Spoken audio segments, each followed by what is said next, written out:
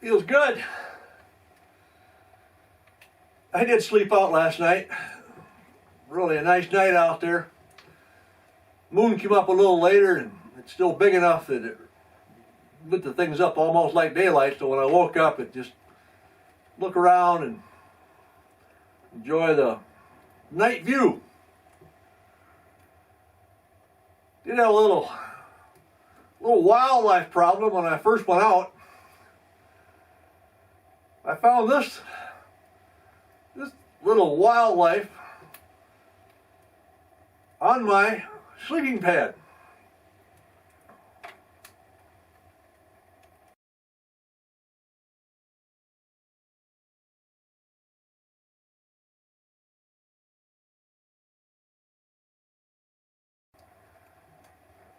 I've seen these before around here.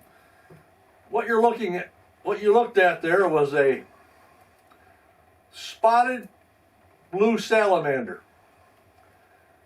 That must have been a small one. They get a little bit bigger than that, but not a lot bigger. And I told you before, one of my first experiences with a blue spotted salamander when I was sleeping inside down here, and I felt something on my neck, and something fleshy, and I flung it across the room. And that was my first encounter with a blue spotted salamander here around the cabin. But since then, I've picked up bark sometimes, and I found one laying underneath.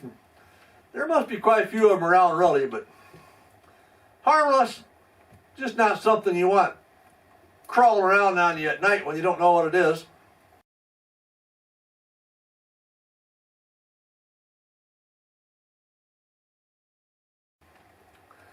I noticed this heat feels pretty good.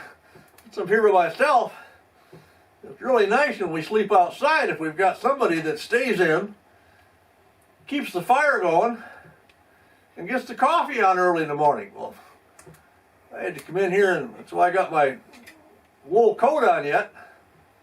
I had to come in here a little chilly, start my own fire and make my own coffee. I just need to get some of my friends to retire. Oh, that's right. They are retired.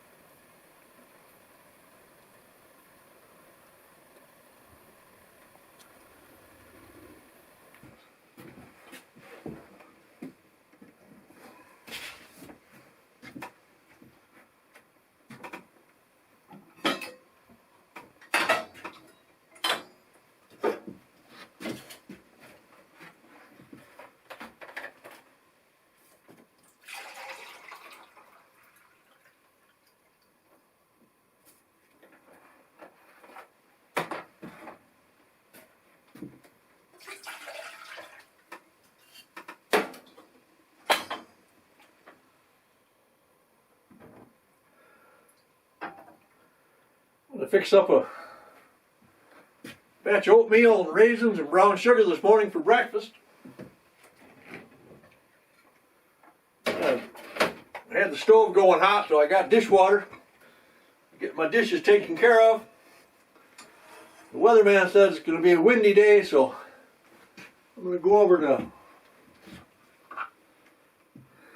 about a mile west to Newt's old homestead where I got a nice bench over there and I got some saws over there. Got a lot of work projects to finish up today. Take over some brats, maybe have a fire, just kind of spend a nice day over there. It's kind of interesting, Newt's homestead over there, when he homesteaded this area, he homesteaded, actually this 40 acres that we own was part of his original 160 acre homestead. And he was one of the first guys in here, so he looked the land over well. And he didn't pick out a square 160. He took 340 acres in a row going east to west along the high ground.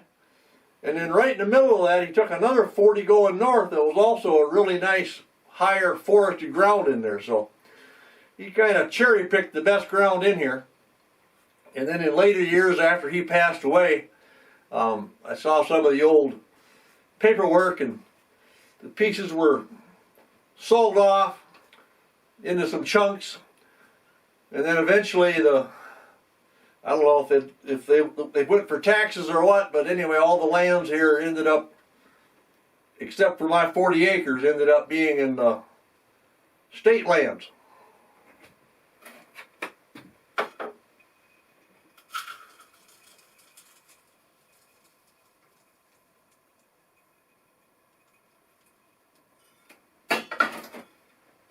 Let that come to a good boil. We'll get going.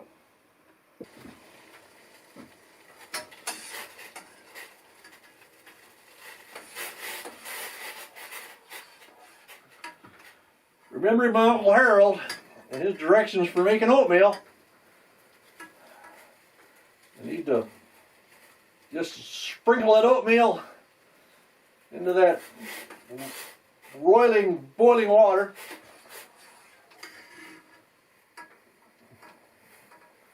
Still remember him telling me, he saw me dump the oatmeal in one day as a child, and he just said, "You're going to make a pot of glue."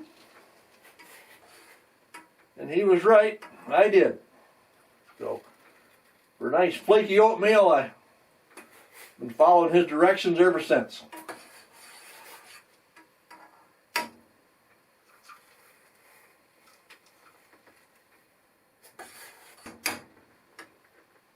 About 5 minutes, we'll add the raisins.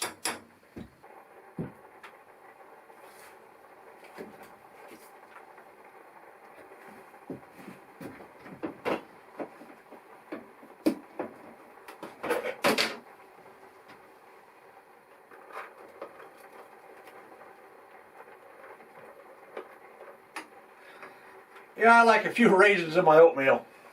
It hasn't been 5 minutes yet, but I'm going to put them in there to let them really soak up and get nice and plump.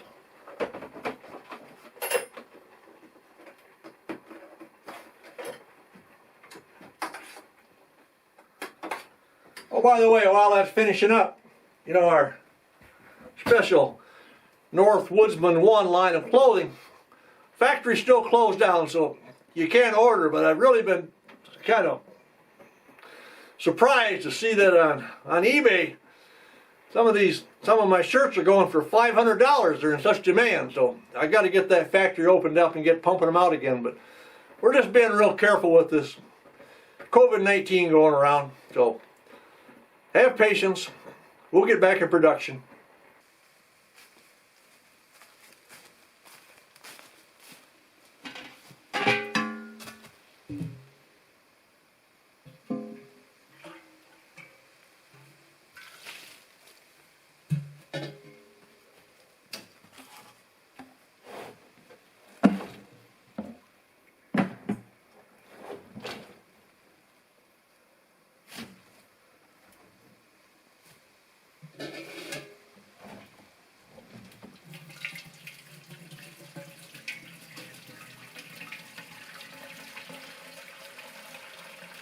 Been so dry, I'm really glad I went to the trouble of getting this rain barrel filled up last spring when things were gushing.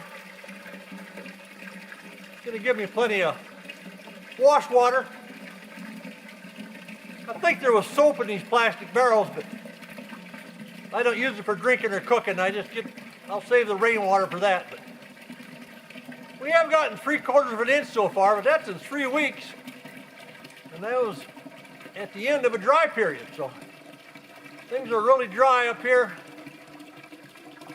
Those little rains have made it just not really a fire danger, but it'll kick in with the warm weather coming.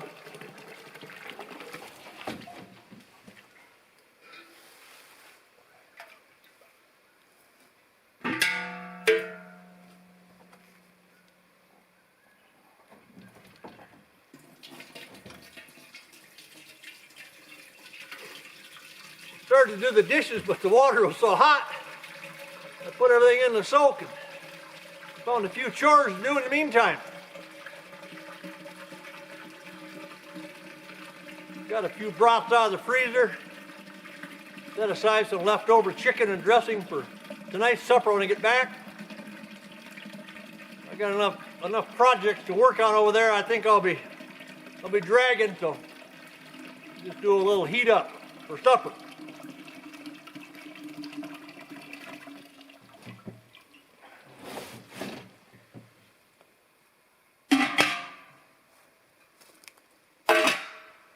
Of course, I did throw in one of Bonnie's world famous cherry pies for a little lunch treat today.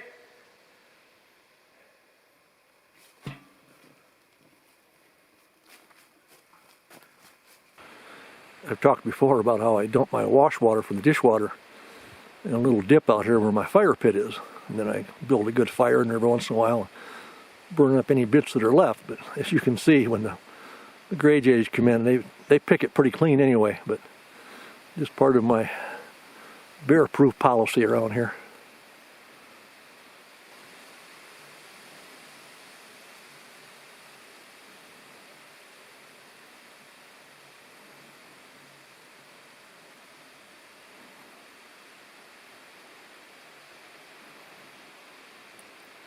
When I woke up outside this morning,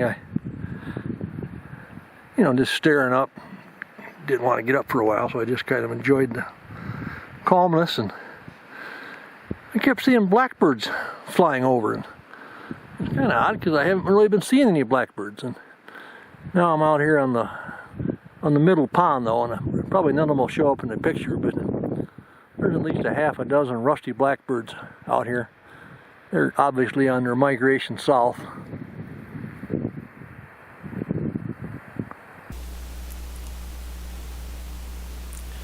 Well, this work day does have kind of a strange load. I got my orange so the hunters see me. Got some fuel in there. Got a roll of chicken wire because there's some white pine, some young white pines over there that I want to put some chicken wire structures around to protect them from the snowshoe hares and the white-tailed deer that'll eat them down if I don't. Yeah, I got a chainsaw there, so we're good. No bears have come along mauled at this time at least, so that's good. My first project for today is this is where the water flows out of Hawks Pond in winter times. I think this year the beavers have a dam further up the flowage, so they're holding back all the spring water. The rest of it's just seeping in the ground because there's nothing flowing out at this point, which is really rare. Usually there's a little stream flowing through here, but I'm going to take advantage and try to get a little patches way through here. Usually so wet and marshy I don't come through here, but I might be able to fix it up.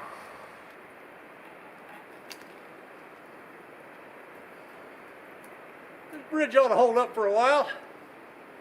It's all white cedar. A few years ago, this big old white pine took a hard lightning hit. So I've been watching it, and over the last couple of years, it's dying. That's a balsam tree, those green you see leaning into it. Way on top, there is one white pine branch, still with some green needles, but tree's done. Just down the trail, though, about 80 meters, there's a nice young white pine that certainly came from one of this old boy's cones. So I'm going to put some wire around it, some brush, and try to have at least his progeny live on. This is the young white pine that I'm going to try and protect. Probably the only reason it's been able to grow this big without the deer or the snowshoe hares eating it off is that it's kind of in a tangle there. And then another little point is that it's kind of disguised, it's hiding with that little balsam fir growing next to it.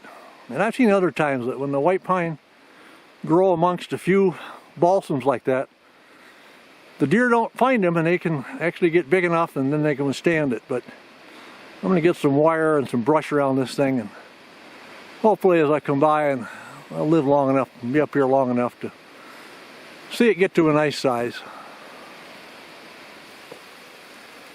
Now that I got that balsam tree cut out of there and I got the wire around it, now I'm just going to pile some rotten wooden logs around to support that wire and keep any curious deer away. But I've done things like this for a long time, and I've never really seen where a deer comes in and crashes the gate, so to speak.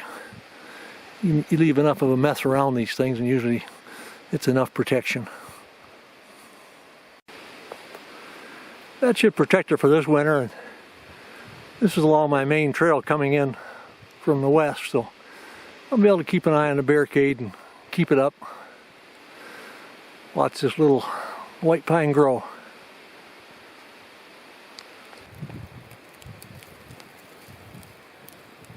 All I need to do is brown these brats. They've been pre-cooked and thawed out, so this little fire should be just enough of these twigs. It's kind of dry out here, a little breezy, so I gathered some of Newt's hardware. They're coming. I came over last week and cut all these fallen trees off this section of trail. Every year I have to throw a lot of dead balsams off this trail, and I keep thinking I got to be getting near the end of them. But Jim came through to scout this the other day. I said, "Tell me how bad it is." And he came back and he says, "There's 17 trees down on that trail." So this is my workout day anyway. I'll take it easy tomorrow, so it doesn't matter if I get worn down too far. I'm gonna recover tomorrow, get this hard work out of the way today. It's kind of the morning's plan.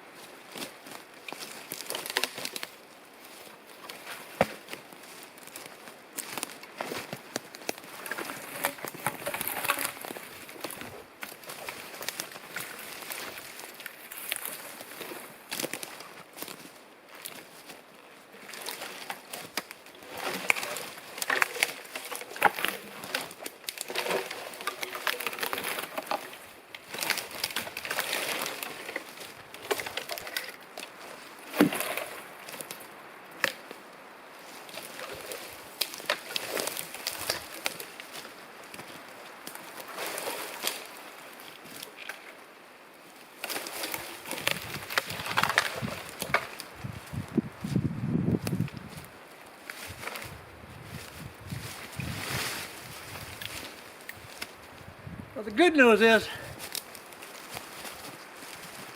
trail turns a corner right there, then it's open.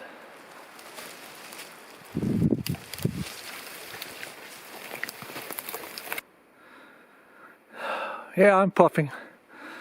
That's a good thing though, does the body good. like I said, we get up here, we don't have to go straight ahead into that mess because the trail turns. That was the good news.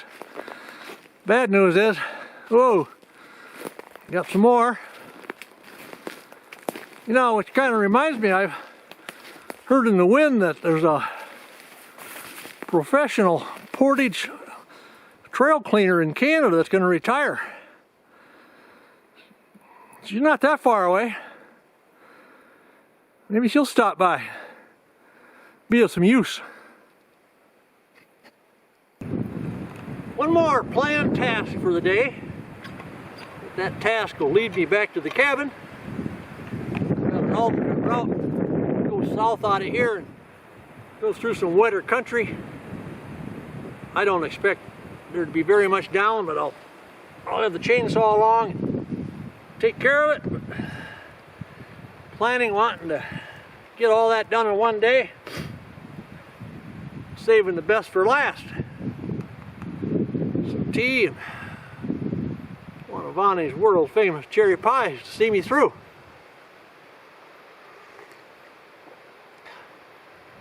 Thinking of these cherry pies and whatever, well, it just kind of crossed my mind that when I sent partner Jim in there last week to do a little recon on that trail, he came in, he says, Marty, it's bad. He says, there's 17 trees down. And he kind of like, is it worth it? And what he didn't say was, wait till I come back, I'll help you with those.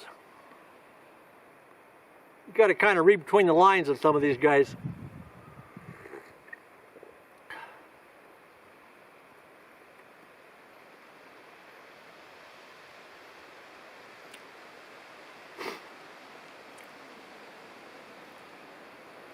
I still think if I dangled one of these cherry pies on a stick in front of him, I could get him in there.